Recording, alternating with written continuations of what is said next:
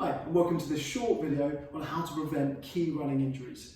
My name is Ashley Fowler. I'm a physiotherapist here at Thorpe's Physiotherapy, and I'm a senior musculoskeletal physiotherapist with an interest in running injuries. Okay, so first and foremost, the number one cause of running injury is training error. So we're talking about 60 to 80%, so a huge section. The good news is that these are completely preventable if done correctly in your training. So first and foremost, of those training errors, we need to look at your running plan. And your running plan is how often you're running, how intense you're running, the distance, and of course those all-important rest days.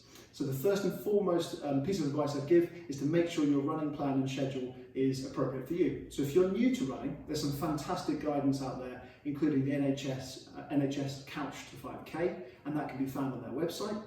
Alternatively, you can get your program set up with a physiotherapist here, and they can look at things like the 10% rule, which are just short ways to increment and increase your running over a period of time.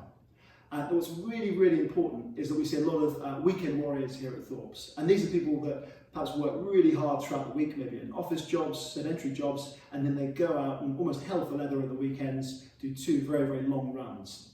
They might do a little bit of stretching, they might get the odd massage, they may have a foam roller somewhere at home. But the most important thing we do see is that there's a lack of strength and conditioning in their program. And this lack of strength and conditioning, this weakness, leads to injury. So this is number two, is to make sure that you've worked on all of your muscles sufficiently and there's no muscle imbalances. So that's another thing we can help with here.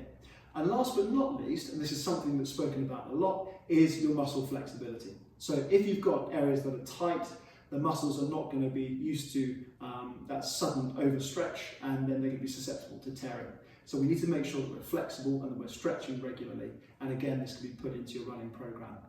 So there's just a few top tips, things that you can work on right here, right now, just to try and improve your running and to try and prevent injuries.